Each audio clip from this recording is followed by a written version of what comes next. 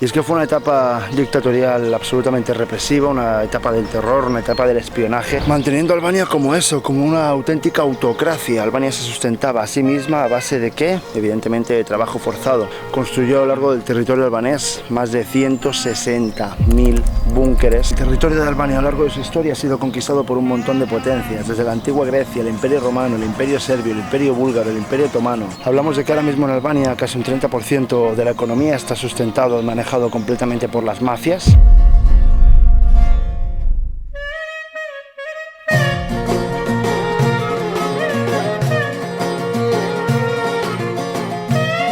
Bueno, pues para empezar a contar esa historia nos vamos 5.000 años atrás, a más o menos el tercer milenio antes de Cristo. Aquí en esos territorios en Albania vivían los ilirios, un pueblo, imaginaos, una civilización antiquísima, casi a la semejanza que el antiguo Egipto, Mesopotamia, India o la China. Resulta que esos ilirios vivían más o menos en paz hasta que los griegos los invadieron, colonizaron todo lo que ahora es Albania y muchos de ellos se fueron a la mar. Empezaron como piratas, navegando, saqueando. ¿A quién saqueaban en aquel entonces? Recordemos que estamos más o menos entre Grecia e Italia, pues efectivamente al Imperio Romano. Los piratas ilirios empezaron a saquear a punta pala barcos de mercancía romanos y eso les costó muy caro, eligieron muy mal su objetivo porque al Imperio Romano esto no le gustó nada. Así que sí, más o menos entre el 230 y el 220 a.C. empezaron unas guerras entre el Imperio Romano y las tribus ilirias que vivían en el valle de Naratva. Y es que ¿qué le vamos a hacer? Es lo que hay. El territorio de Albania a lo largo de su historia ha sido conquistado por un montón de potencias, desde la antigua Grecia, el Imperio Romano, el Imperio Serbio, el Imperio Búlgaro, el Imperio Otomano. No sé si en ese orden, pero ya me entendéis.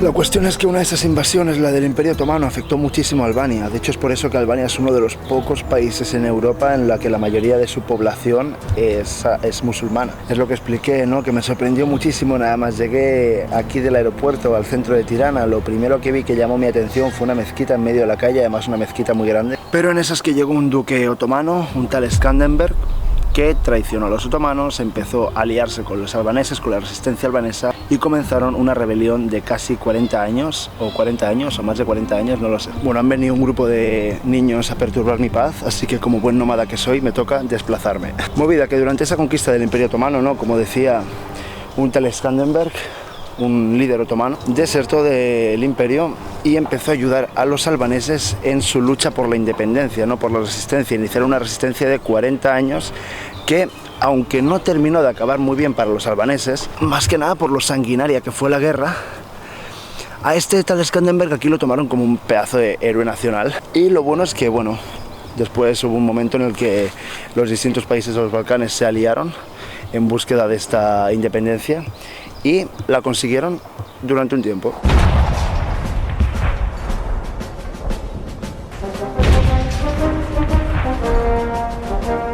Por pena para Albania, durante la Primera Guerra Mundial se les acabó el cuento y entre los albaneses, y entre los serbios, los griegos y los otomanos, no me puedo creer esto. Voy a hacer una pausa, mira lo que me acabo de encontrar. ¡Una tortuga salvaje! No me lo puedo creer. Me muero del amor. ¡No! No me lo creo, me la quiero llevar. ¿Qué pasa, cosita? ¿Qué pasa, cosita? ¿Qué pasa, cosita? ¡Ay! Skanderberg, ven aquí. No te vayas, ¿eh? Ay, es que me muero, qué mona, ¿eh? Ay, no. Mira. Bichito, no te doy por culo. Chao. Bueno, la verdad es que me he perdido, no sé por dónde coño iba. Creo que iba por la parte de la Primera Guerra Mundial. Pero sí, que básicamente los invadieron entre otros 3 países que se lo volvieron a comer a Albania. Pero igual que la relación continuó exitosa en esta vida, la Primera Guerra Mundial terminó y Albania volvió a ser libre, entre comillas. Salió en el 1924 un presidente que luego en el 1928 se hizo rey y que luego más tarde los italianos lo conquistaron.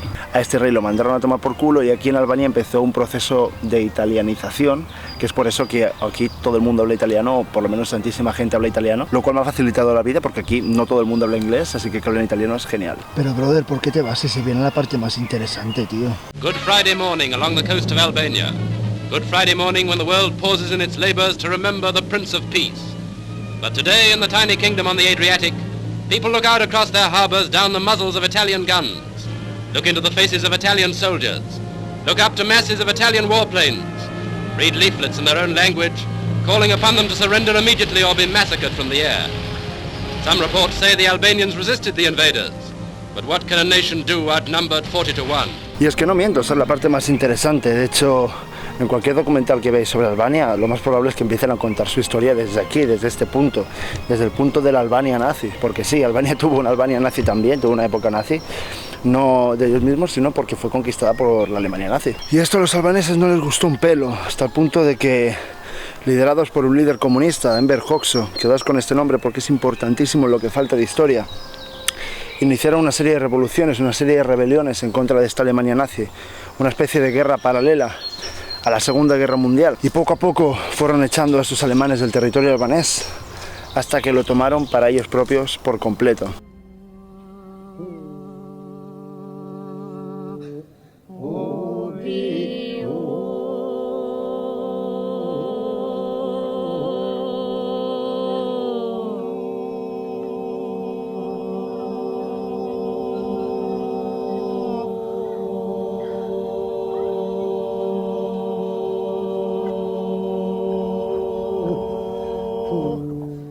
Y es esta la etapa que da respuesta a todas las preguntas de por qué Albania es lo que es hoy en día. Y es que fue una etapa dictatorial absolutamente represiva, una etapa del terror, una etapa del espionaje. Hablamos de que este dictador, al principio aliado con la URSS, con la Unión Soviética, rompió relaciones primero con la Unión Soviética, luego con China, y estuvo en el poder durante casi la mitad del siglo XX, unas 4 décadas durante todo su tiempo de vida, manteniendo a Albania como eso, como una auténtica autocracia. Albania se sustentaba a sí misma a base de ¿qué? Evidentemente de trabajo forzado. Crearon una policía política, la llamada Segurimi, que además incentivaba la colaboración de la ciudadanía. ¿Para qué? Pues básicamente para perseguir todo tipo de disidencia que pudiera aparecer entre la población civil. ¿Cómo lo hacían? Mediante la coerción, la investigación, el espionaje, el terror, la tortura. Y es que si algo caracterizaba al régimen de Enver Hoxha era sin duda la paranoia. Este es probablemente el dictador más paranoico de toda la historia de Europa, si es que no de toda la historia del mundo. Y es que hablamos de que a base de trabajos forzados construyó a lo largo del territorio albanés más de 160.000 búnkeres especializados. ¿Para qué? Para una supuesta o probable o posible invasión de una otra potencia, de Rusia, de Europa, de China, de lo que fuera. Y es que él vendía a su población eso, ¿no? Que Albania era la envidia del mundo, que todo el mundo quería conquistar Albania. ¿Qué es lo gracioso de toda esta serie de búnkeres? Que jamás se utilizaron. Lo interesante, ¿no? Lo curioso es que su historia brilla por su ausencia, es lo que le da a todo ese tipo de monumentos, por así decirlo, a todo ese tipo de edificaciones, esa singularidad. Y es que se construyeron por un supuesto caso, por una supuesta invasión. De hecho, ayer estuvimos en uno en el que, por ejemplo, estaba la propia oficina del primer ministro, ¿no? De Enver Hoxha, que jamás llegó a utilizarse, su propia habitación, su propio sistema de comunicaciones, así como un par de celdas y una jaula de desintoxicación. ¿Por qué? Pues por el caso de una posible guerra nuclear. Si os vais a la costa de Albania es muy probable que encontréis varios búnkeres distribuidos por la orilla. ¿Para qué? Pues lo mismo, para un posible desembarco.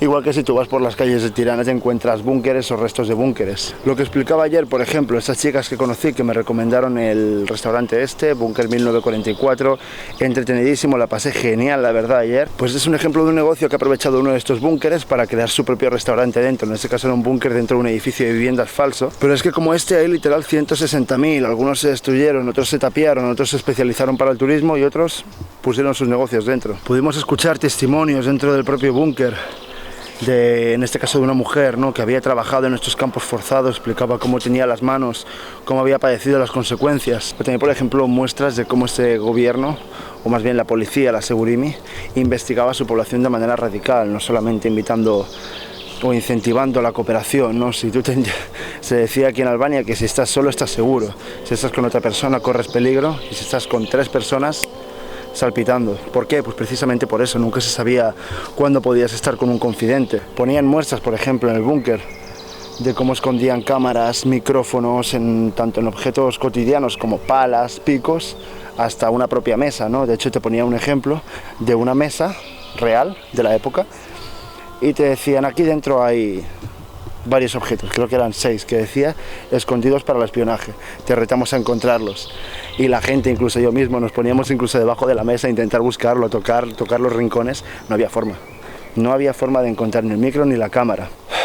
Historias también que nos explicaron de cómo entrenaban a perros para colocarlos en los puestos fronterizos y localizar a las personas que intentasen escapar del país, para evidentemente atraparlos y castigarlos como fuera. La historia también de una muchacha que fue sospechosa de ser disidente, la torturaron hasta volverla loca y cuando ya decidieron que no era culpable, ya no supieron cómo hacer para reinsertarla. Estaba tan destrozada la tía que había perdido la cabeza y la intentaron como colocar en una celda un poco más abierta con sol y todo el rollo para volverla a reinsertar en la sociedad, pero de tanto que había perdido la cabeza durante las severísimas torturas acabó por tirarse de un 8º piso. Y como no, igual que en otros regímenes comunistas, pues se persigue la religión, y con la religión me refiero a todas las religiones: cristianismo, budismo, islamismo, todo completamente prohibido. Algo entre comillas bueno que distingue, por ejemplo, a este régimen comunista del que vimos en Mongolia,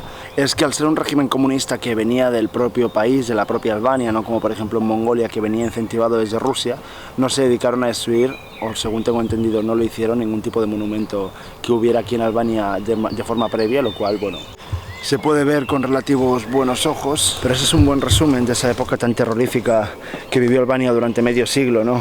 Completamente sometidos a este tipo de gobierno. Ya os digo, por ejemplo, aquí en España, durante la época franquista, lo cual también pudo influenciar, pero habían 3 países que estaban prohibidos en el pasaporte español.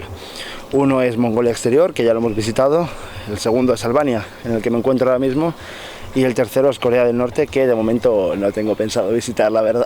Es curioso, y lo pensaba mientras hacía la investigación para este documental, que si me dieran una moneda por cada vez que he estado en un país que estaba prohibido en el pasaporte español durante la época franquista, tendría 2 monedas, lo cual no es mucho, pero es curioso que haya pasado 2 veces.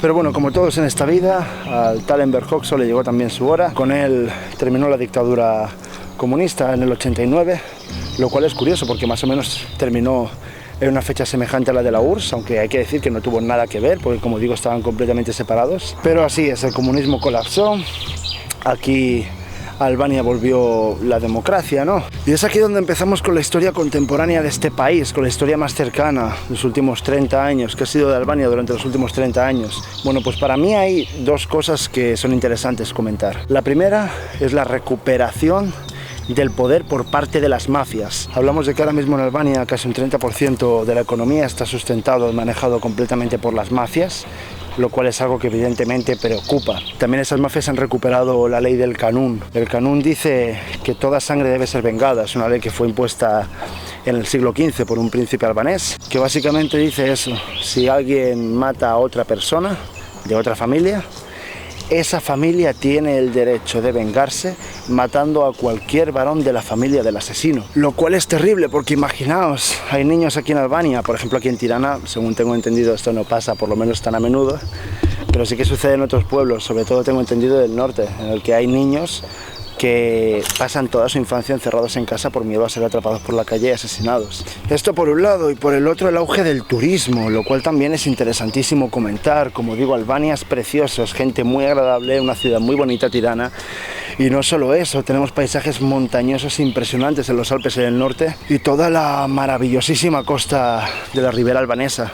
He hecho amigos aquí en Albania que me han explicado, me han mostrado fotos de sus viajes, algo maravilloso. Yo, por ejemplo, tenía pensado ir ayer o ir hoy, pero lo que me pasó es que viendo imágenes en Google, llegar a la ribera albanesa es como la parte más fácil de lo que es salir del territorio de Tirana. Para todo lo demás necesitaría un coche. Lo que me pasaba es que las ciudades más cercanas, que tenía 1 hora y media, por ejemplo, desde aquí en bus, las he visto extremadamente masificadas, por lo menos en las imágenes de Google, y no me apetecía meterme en ese berenjenal, la verdad. Pero lo que digo, todo este auge del turismo, no solamente de Albania, sino también otros países balcanes, como por ejemplo Croacia. Conozco un montón de peña que se está yendo de vacaciones a Croacia porque es barato y es extremadamente bonito. De hecho, por ejemplo, Albania le llaman las Maldivas de Europa y me lo creo, la verdad, porque por lo que he visto son playas maravillosas. Pero como todo, esto es una espada de doble filo. Hay gente que se enriquece, evidentemente el turismo trae mucha economía al país, pero esas personas de un alcance económico inferior evidentemente se ven afectadas de forma negativa. ¿Por qué? Porque su nivel adquisitivo disminuye.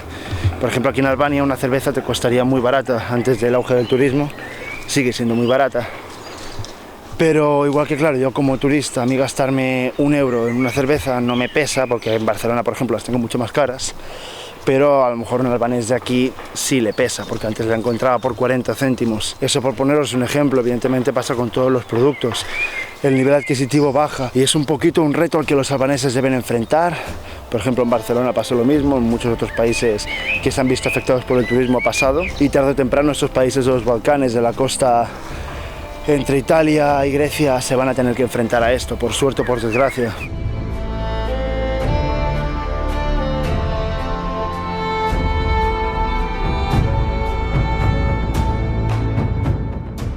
Si no me ataca por la espalda, yo creo que vamos a ser grandes amigos.